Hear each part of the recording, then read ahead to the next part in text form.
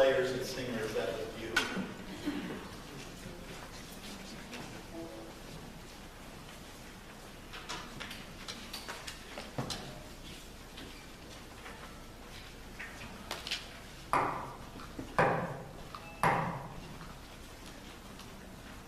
She came to see me again recently. I don't like to see her. I've told her so, but she doesn't care. She can't take a hint, I guess.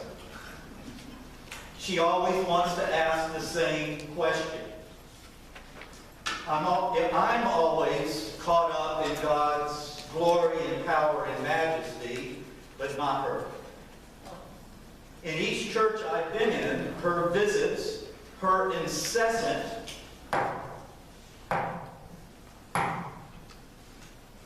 to ask the same question. And then I came here to be with you wonderful people. And wow, what a wonderful, have I told you recently what a wonderful place this is? And how much I enjoy being here. I just love being here. I have so much fun preaching about laughter and singing in the choir and riding in a float. Well, that was a verse for me. And I guess that one of our favorite hymns will always be, I sing the mighty power of God. It's just wonderful to get caught up in the glory and the power and the majesty of God. And then this past Tuesday, after Michelle had left, I was at my desk, and I said, come in. I thought it was one of you dear people. But it was she. And she pulled up a chair and said, well, Gwen, I see you're off to a fine start here at PCA, having a grand old time and talking about laughter and God's love and glory and power and majesty. Yes, I said, looking at her warily. She said, you know what I'm getting ready to say, yes. Each week in your prayer time at PCA, you pray for people who are sick, families of people who have died. You pray for the world and its sorrow. You pray for the planet and her distress. Yes, we do. Well, when there's this suffering all around, what about that? The glory and the power and the majesty of God? What about suffering in God? There is a theological word for this question. It's theodicy, from the Greek theos, God, and the Greek dike, justify. In other words, trying to explain God, trying to justify God in God's ways. There are two main streams of theodicy. There's the why question. If God is all-powerful and all-loving, then why do horrible things happen? And we will talk about that together as a community. I promise you that. That will be the topic for another day. That is not today's question. For the other question is where, not why. Where is God when we suffer? This sermon accepts the fact that we all suffer and then asks, what about that? How are we to understand our suffering? Must it be something that defeats us? Is suffering only meaninglessness and hopelessness? Or might suffering lead somehow through grace to some deeper experience of wholeness? So, where is God in our suffering? Well, first a few answers from the past which we roundly reject. There is the answer, number one, that if we suffer, it is because we deserve to suffer. There are many, many examples of this, but perhaps most recent and almost too painful to even believe. Someone claiming to be a Christian pastor preaching that the Orlando massacre was God's answer to being gay or lesbian. One wonders if this person is at all acquainted with Scripture. Job, a righteous and holy person, befallen of tragedy after tragedy, stands on this side of the pulpit.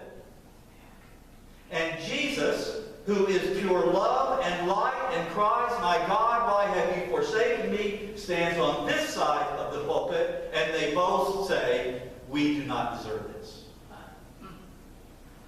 So where is God in suffering? The second answer that we reject is escape.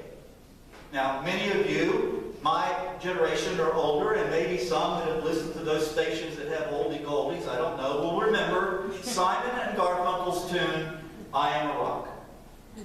I have my books and my poetry to protect me. I'll build walls, a fortress deep and mighty. I have no need of friendship. Friendship causes pain. It's laughter and it's loving I disdain. I am a rock and an island, and a rock feels no pain, and an island never cries.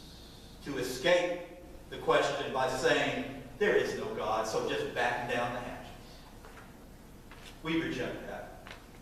The third answer is, historical answer, is to deny that suffering exists at all. The legendary preacher Fred Craddock tells the story. His mother had died. He had flown back for the funeral. He writes, "Into my sister's house where we kept the body of my mother till time for the funeral came friends to say what can be said, what cannot be said. And into the room burst a woman I did not know in her 40s. She had a huge Bible, a 40 or 50 pound, but it was a large Bible. She had a smile beyond Mona Lisa, and she was bouncing on her tiptoes and saying, 'Hallelujah, hallelujah, isn't it thrilling to know, isn't it a joy? Oh, aren't you just so excited?' And she said this in tones that filled the rooms, and those who tried to meet her were unsuccessful. She passed by once and said, 'And you're one of the sons.' 'Yes.' 'Oh, isn't it marvelous? It's a wonderful thing.' 'Oh,' she said. And when she circled the field a second time, I said, 'Lady, would you stop a moment?' She said, 'What is it?' I said, 'My mother is dead. She is not here. She is risen, but she is not here. Do you want me to feel guilty because I miss her?' That woman wanted only to speak of the glory and the power and the majesty of God. These are three ways that people have tried to understand what about suffering in God. What they won't do. There is another way, is the way of Jesus. Here is what was happening in our scripture from Luke. Jesus is in the thick of his ministry, the Christ, healing the sick, raising the dead, sending the disciples out with power and authority. He's just fed the 5,000 with loaves and fishes. And he was tired.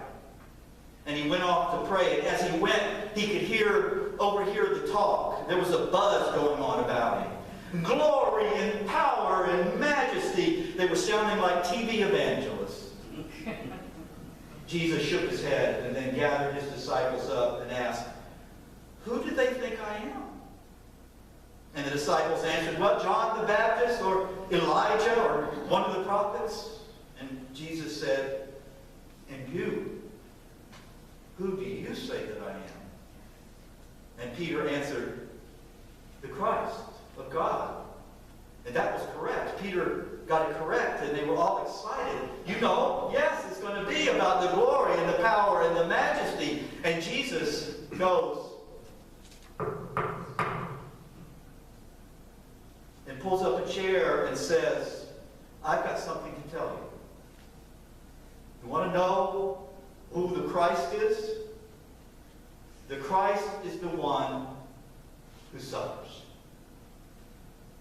And we gasp. We gasp. God suffering? Our suffering is one thing, but God?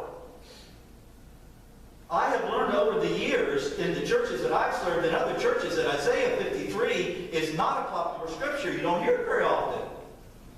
Not surprising. Listen, this is describing the prediction of the Christ. Who has believed what we have heard? He grew up out of dry ground. He had no form or comeliness that we would want to look at him. He was a man of sorrows, acquainted with grief. It is hard to take in what Isaiah is saying. The Christ, no one even wanted to look at him. He was so common because he was suffering. He was one of us. Beloved, have you ever suffered and then felt isolated? Feel like people are avoiding you, turning away, don't know what to say to you, so they abandon you, avoiding eye contact. This is extraordinary. Jesus was the Christ, not because he was above suffering, but because he entered into suffering. Emmanuel is what that means. This is what makes our understanding of God so unique and, for me, exciting. Other gods may sit high and lifted up, eating grapes and being fanned.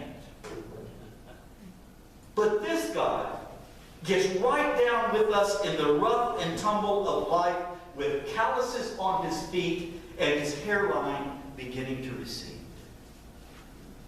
He stands outside the grave of his good friend Lazarus, crying like a baby. That Christ suffered because he was one of us, and we suffer. Do we not suffer? And he suffered. We suffer. And what Jesus is teaching us in the Scripture and his life is that suffering is a part of life. It is not an intrusion that doesn't belong. It is not an aberration. How did this get involved in the pattern? Rather, this suffering we experience is redemptive. Please do not hear me saying redemptive as in going to heaven. That would be escapism. No, as any good liberation theologian knows, redemption here means saving us for life at its fullest on earth. Jesus grew and flourished as the Christ, not because he remained above the fray, but because he mixed it up with life in all of life's contingencies. He suffered the wounds of life, which led him ever more deeply into the realm of humanity, which, oh my goodness, it turns out, is also the realm of divinity. He taught us that it is in our humanity that divinity resides. And friends, you cannot be truly human and not suffer. Jesus understands that a rock feels no pain, but he knows it doesn't feel joy either. Jesus knows an island never cries, but he knows it doesn't laugh as well. And to touch the divinity that is accessible to us through our humanity, we get to know joy and pain, tears and laughter. The glory and the power and the majesty of God, you see, is the whole enchilada. And so, when we answer the question, where is God when we suffer, we are bold to say, she is by our side, walking with us into a room called fully alive. The sermon today is not meant to explain the cause of suffering, and please hear me. Please don't anyone leave here hearing that I said that God bestows suffering for our own good. I do not believe that. But the sermon is claiming that God uses the suffering that comes to us in this human life to make us more like Jesus, which is to say, more human. I close with this. Those of you, again, who are of my generation or older will remember the TV show All in the Family. Yes? The main character was? Archie Bunker. For those of you who are younger and are looking around saying, what in the world are we talking about? Let me try. It's only going to be an attempt to introduce you and give you a picture of Archie Bunker. Here was the perfect picture of someone intent on avoiding suffering. With a beer